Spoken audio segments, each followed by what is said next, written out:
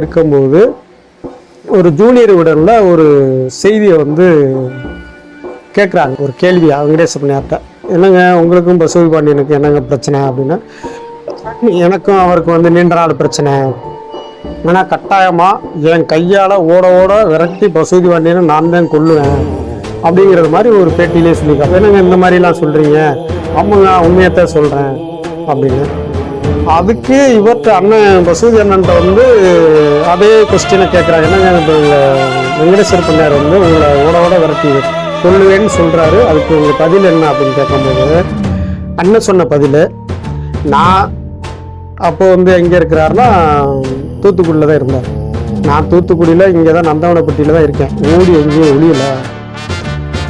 ரெண்டாவது ஏதாவது ஒரு நிகழ்ச்சி நடக்குது அப்படின்னா அங்கே வால் போஸ்ட் அடித்து ஒட்டிட்டு அங்கே நான் போயிட்டு பேசிட்டு வந்துக்கிட்டு இருக்கேன். இது வரைக்கும் அப்படித்தான் போகிறேன் வர்றேன்.